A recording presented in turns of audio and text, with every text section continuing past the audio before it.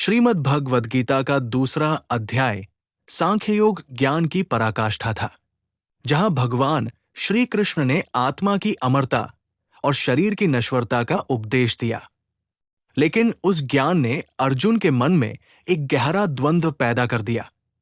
उसे लगा कि यदि आत्मा मरती ही नहीं और ज्ञान ही मोक्ष का मार्ग है, तो फिर इस हिंसक युद्ध को करने की क्या आवश्यकता है। यहीं से कर्मयोग की आधारशिला रखी जाती है। ये अध्याय हमें सिखाता है कि सक्रियता, एक्टिविटी ही जीवन का आधार है, लेकिन उसे योग में कैसे बदला जाए। 1. अर्जुन की जिज्ञासा, ज्ञान बनाम कर्म। अध्याय के प्रारंभ में अर्जुन अपने संशय को भगवान के सामने रखता है। ये संशय केवल अर्जुन का नहीं, बल्कि आज के आधुनिक मनुष्य का भी है, जो शांति तो चाहता है पर जिम्मेदारियों से भागना चाहता है। अर्जुन उवाच जायसी चेत कर्मण अस्ते मता बुद्धिर्जनार्दन तत्किं कर्मणि घोरे मां नियोज्यसी केशव। 1. संदर्भ: अर्जुन श्रीकृष्ण से अपनी उलझन स्पष्ट करने का आग्रह करता है।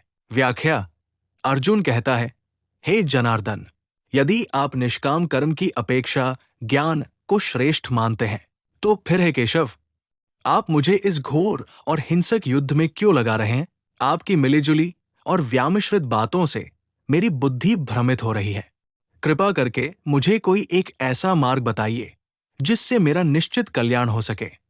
अर्जुन यहां उस मानसिक अवस्था में है जहां वह त्याग, रिनंसिएशन को कर्म से बेहतर समझ रहा है। दो निष्ठाओं का रहस्य। भगवान श्री कृष्ण अर्जुन की व्याकुलता को देखकर मुस्कुराते हैं और उसे सत्य का वह पक्ष बताते हैं जिसे निष्ठा कहा जाता है। श्री भगवानुवाच लोकेस्मिन् विविधा निष्ठा पुरा प्रोक्ता मया नघ ज्ञानयोगेन सांख्याना कर्मयोगेन योगिनाम 3। संदर्भ: भगवान द्वारा आत्म साक्षात्कार के 2 मार्गों का स्पष्टीकरण। व्याख्या: श्री कृष्ण कहते हैं, हे निष्पाप अर्जुन, इस संसार में सत्य को पाने के 2 मार्ग मैंने अनादि काल से बताए हैं। पहला है सांख्य योग, जो उन लोगों के लिए है जिनकी प्रवृत्ति चिंतन, विचार और ज्ञान में अधिक है। दूसरा है कर्मयोग, जो उन लोगों के लिए है जो कर्म के माध्यम से ईश्वर तक पहुंचना चाहते हैं। भगवान यहां स्पष्ट करते हैं कि दोनों मार्ग एक दूसरे के विरोधी नहीं, बल्कि एक ही पहाड़ की 2 अलग चोटियां हैं जो एक ही बिंदु पर मिलती है। 3. कर्म से पलायन संभव नहीं। अक्सर लोग सोचते हैं कि काम छोड़ देना ही आध्यात्मिकता है। श्री कृष्ण इस भ्रम को तोड़ते हैं। न कर्म नामना रंभान नैष कर्म्य पुरुषोष्णुते न च संन्यस्नादेव सिद्धि समधि गच्छति 4। संदर्भ: निष्क्रियता और संन्यास के बीच का अंतर।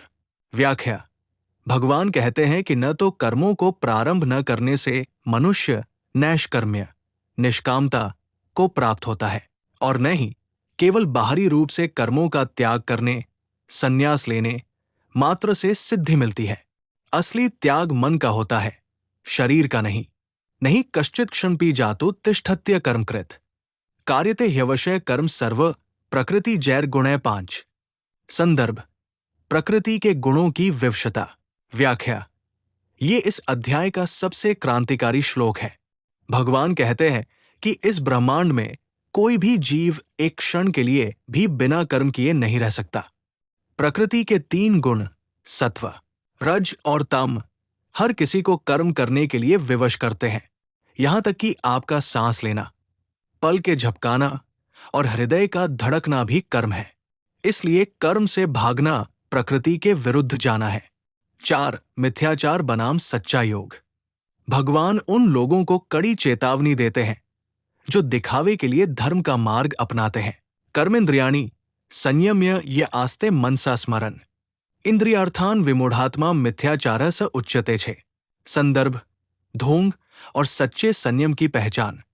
व्याख्या: जो व्यक्ति अपनी कर्मेंद्रियों, हाथ, पैर, वाणी को तो हठपूर्वक रोक लेता है, लेकिन जिसका मन निरंतर भोगविलास के विषयों का चिंतन करता रहता है, वो विमूढ़ात्मा, मूर्ख है और उसका आचरण मिथ्याचार, पाखंड कहलाता है। इसके विपरीत जो मन से अपनी इंद्रियों को वश में करता है और अनासक्त होकर अपना कर्तव्य निभाता है, वही श्रेष्ठ है। 5. यज्ञ, निस्वार्थ सेवा का विज्ञान। श्री कृष्ण यहाँ यज्ञ शब्द को एक नया और व्यापक अर्थ देते हैं। उनके लिए यज्ञ केवल अग्नि में आहुति देना नहीं है। यज्ञार्थात कर्मणोऽन्यत्र लोकोय कर्म बंधन तदर्थ कर्म कौन्तेय मुक्त संगे समाचरणो। संदर्भ: कर्म और बंधन का संबंध। व्याख्या: भगवान कहते हैं कि यज्ञ, निस्वार्थ सेवा या ईश्वर के निमित्त कार्य के अलावा किए गए अन्य सभी कर्म मनुष्य को बंधन में डालते हैं।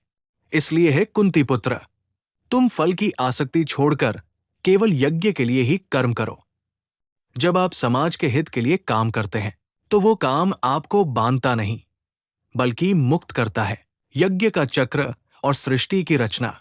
भगवान समझाते हैं कि ब्रह्मा जी ने सृष्टि के प्रारंभ में यज्ञ के साथ ही प्रजा को रचा और कहा कि इस यज्ञ के माध्यम से तुम उन्नति करो, ये तुम्हारी हर कामना पूरी करेगा। देवताओं का पोषण। आप अपने कर्मों से प्रकृति, देवताओं को पुष्ट करें और प्रकृति आपको पुष्ट करेगी। ये एक दूसरे के सहयोग का विज्ञान है। चोरी का अन्न। जो व्यक्ति देवताओं, प्रकृति द्वारा दिए गए उपहारों को भोगता है लेकिन बदले में उन्हें कुछ नहीं देता, सेवा नहीं करता, वो वास्तव में एक चोर है। पाप का भोजन। जो केवल अपने शरीर के पोषण के लिए अन्न पकाते हैं, वे साक्षात पाप खाते हैं। पवित्र अन्न वही है जो दूसरों की सेवा के बाद शेष बचता है। 6. जीवन चक्र में योगदान। सृष्टि एक चक्र, साइकिल है और जो इस चक्र में बाधा डालता है वो दुख पाता है। अन्नाद् भवन्ति भूतानि पर्जन्यादन्न संभव यज्ञाद् भवति पर्जन्यो यज्ञ कर्मसमुद्भव 14। संदर्भ: सृष्टि के चक्र की व्याख्या: सभी प्राणी अन्न से पैदा होते हैं। अन्न वर्षा से होता है, वर्षा यज्ञ संतुलन से होती है और यज्ञ कर्म से उत्पन्न होता है। जो व्यक्ति इस संसार में इस प्रकार चलाए हुए चक्र के अनुसार अपना योगदान नहीं देता, वो अघायु, पापी है और उसका जीवन व्यर्थ है। 7. आत्मतृप्त पुरुष के लिए कर्तव्य। अंत में भगवान उस व्यक्ति की बात करते हैं जो आत्मज्ञान को पा चुका है। व्याख्या: जो मनुष्य अपनी आत्मा में ही रति, प्रेम रखता है, आत्मा में ही तृप्त है और आत्मा में ही संतुष्ट है, उसके लिए कोई व्यक्तिगत कर्तव्य शेष नहीं रहता। उसे कर्म करने या न करने से कोई लाभहानि नहीं होती। फिर भी वो लोक कल्याण के लिए कर्म करता रहता है ताकि संसार को सही दिशा मिल सके। तृतीय अध्याय का ये पहला भाग हमें सिखाता है कि हम कर्म से भाग नहीं सकते, इसलिए हमें कर्म को कौशल बनाना चाहिए। निस्वार्थ भाव से किया गया कार्य ही मनुष्य को बंधनों से मुक्त करता है। प्रस्तावना, आदर्श और आचरण का विज्ञान। पिछले भाग में हमने समझा कि कर्म करना अनिवार्य है और निष्काम कर्म ही यज्ञ है। अब दूसरे भाग में भगवान श्री कृष्ण अर्जुन को ये समझाते हैं कि एक ज्ञानी महापुरुष समाज में कैसे रहता है और हमारे कर्मों में सबसे बड़ी बाधा हमारा अहंकार और हमारी कामनाएं कैसे हमें सत्य से दूर ले जाती है। 1. लोक संग्रह, महापुरुषों का सामाजिक उत्तरदायित्व। भगवान अर्जुन को बताते हैं कि कर्म केवल स्वयं के लिए नहीं बल्कि समाज को दिशा देने के लिए भी किया जाता है। यद्यदाचरति श्रेष्ठस्तत् देवेत्रो जन संयत् प्रमाणम कुरुते लोकस्तद नुवर्तते 21। संदर्भ: समाज के आदर्शों और नेतृत्व के महत्व पर उपदेश।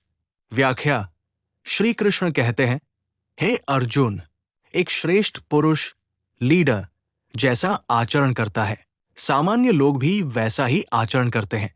वो जो भी प्रमाण या उदाहरण प्रस्तुत कर देता है, समस्त संसार उसी का अनुसरण करने लगता है। यहां भगवान अर्जुन को उसकी जिम्मेदारी याद दिला रहे हैं कि यदि वो युद्ध के मैदान से भाग गया तो भविष्य की पीढ़ियां भी कायरता को ही धर्म मान लेंगी। 2. भगवान का अपना उदाहरण। अर्जुन को प्रेरित करने के लिए श्री कृष्ण स्वयं का उदाहरण देते हैं, जो कि सर्वोच्च ज्ञान और शक्ति के स्वामी हैं। न मे पार्थास्ति कर्तव्य त्रिषु लोकेषु किंचन नान वाप्तम वाप्तव्यन वर्त एवच कर्मणि 22। संदर्भ ईश्वर की कर्म प्रायणता। व्याख्या भगवान कहते हैं, हे पार्थ, तीनों लोकों में मेरा कोई कर्तव्य नहीं है, नहीं मुझे कुछ पाना शेष है और न ही कुछ अप्राप्य है जिसे पाने की मुझे इच्छा हो। फिर भी मैं निरंतर कर्म में लगा रहता हूं। वे समझाते हैं कि यदि वे कर्म करना बंद कर दें तो पूरी सृष्टि नष्ट हो जाएगी और मनुष्य आलसी हो जाएंगे। इसलिए ज्ञानी को चाहिए कि वो अज्ञानियों की बुद्धि में भ्रम पैदा न करे, बल्कि स्वयं श्रेष्ठ कर्म करके उन्हें प्रेरित करे। 3. अहंकार और प्रकृति का खेल। हम अक्सर सोचते हैं कि मैंने ये किया या मैं वह करूंगा। भगवान इस कर्तापन के भ्रम को तोड़ते हैं। प्रकृते क्रियमाणानि गुणैः कर्माणि सर्वशः अहंकार विमूढ़ात्मा कर्तामिति मन्यते 27। संदर्भ अहंकार और कर्म के वास्तविक कर्ता की पहचान। संदर्भ अहंकार और कर्म के वास्तविक कर्ता की पहचान। व्याख्या वास्तव में संसार के सारे कार्य प्रकृति के 3 गुणों सत्व, रज, तम के द्वारा किए जाते हैं। लेकिन जिसका अंतःकरण अहंकार से मोहित है, वो अज्ञानी व्यक्ति ये मान बैठता है कि मैं करता हूं। एक तत्ववेत्ता जानता है कि इंद्रियां अपने विषयों में बरत रही हैं और गुण ही गुणों में खेल रहे हैं, इसलिए वो कर्म करते हुए भी उससे लिप्त नहीं होता। 4. स्वधर्म, अपनी प्रकृति के अनुसार कर्म। भगवान यहां कर्तव्य के चुनाव पर सबसे महत्वपूर्ण सूत्र देते हैं। श्रेयान् स्वधर्मो विगुण परधर्मात् स्वनुष्ठितात्। स्वधर्मे निधन श्रेय परधर्मो भयावह 35। संदर्भ अपने स्वाभाविक कर्तव्य का महत्व।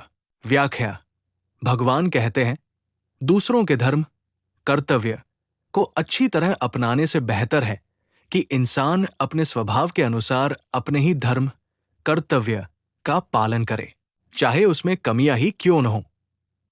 अपने धर्म में मरना भी कल्याणकारी है, जबकि दूसरों का धर्म अपनाना भयावह और असुरक्षित है। इसका अर्थ है कि हर व्यक्ति को अपनी विशिष्ट क्षमताओं और स्वभाव के अनुसार अपना काम करना चाहिए। 5. आंतरिक शत्रु की पहचान, काम और क्रोध। अर्जुन यहां एक बहुत ही व्यवहारिक प्रश्न पूछता है, हे कृष्ण, मनुष्य न चाहते हुए भी पाप क्यों करता है? ऐसा क्या है जो उसे बलपूर्वक गलत रास्ते पर धकेलता है? श्री भगवानुवाच काम एष क्रोध एष रजोगुण समुद्भव महाश्नो महापापमा विद्धिन्मे वैरिणम 37। संदर्भ पाप के मूल कारण का रहस्योद्घाटन। व्याख्या भगवान उत्तर देते हैं, हे अर्जुन, ये काम, इच्छा वासना ही है जो रजोगुण से उत्पन्न होता है। जब ये इच्छा पूरी नहीं होती तो ये क्रोध में बदल जाती है। ये कभी न तृप्त होने वाला और महापापी शत्रु है। इसे ही इस संसार में अपना सबसे बड़ा बैरी समझो। जैसे धुएं से अग्नि और धूल से दर्पण ढक जाता है, वैसे ही काम के कारण मनुष्य का विवेक ढक जाता है। 6. वासना के ठिकाने और विजय का मार्ग। दुश्मन को हराने के लिए ये जानना जरूरी है कि वो छुपता कहाँ है। इंद्रियाणि मनो बुद्धि रस्याधिष्ठान मुच्यते एतैर्विमोहत्येष ज्ञानमावृत्य देहिनम 40। व्याख्या भगवान बताते हैं कि काम, वासना का निवास स्थान हमारी इंद्रिया, मन और बुद्धि है। इनके माध्यम से ही वो ज्ञान को ढककर जीवात्मा को भ्रमित करता है। विजय प्राप्त करने का तरीका। इंद्रिय निग्रह। सबसे पहले अपनी इंद्रियों को वश में करो। बुद्धि का प्रयोग। मन को बुद्धि से नियंत्रित करो। श्रेष्ठता का ज्ञान। शरीर से श्रेष्ठ इंद्रिया है, इंद्रियों से श्रेष्ठ मन है, मन से श्रेष्ठ बुद्धि है, और जो बुद्धि से भी परे है वो आत्मा है। अंतिम संदेश, अजय शत्रु पर विजय।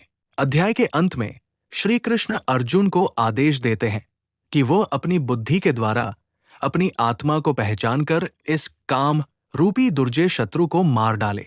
कर्मयोग का अर्थ केवल काम करना नहीं, बल्कि मन के विकारों को जीतकर निष्काम भाव से अपने कर्तव्य पथ पर आगे बढ़ना है। तृतीय अध्याय हमें यह सिखाता है कि कर्म से भागना कायरता है, कर्म को योग बनाना बुद्धिमानी है। फल की चिंता छोड़कर केवल वर्तमान के कर्तव्य पर ध्यान दें। अपने अहंकार को मिटाकर ये समझें कि हम प्रकृति का एक हिस्सा मात्र हैं। आशा है कि कर्मयोग का ये गहरा ज्ञान आपके जीवन की उलझनों को सुलझाने में मदद करेगा। अगर आपको ये व्याख्या अच्छी लगी तो लाइक और शेयर जरूर करें। अगले अध्याय ज्ञान कम संन्यास योग के लिए चैनल को सब्सक्राइब करें। जय श्री कृष्ण।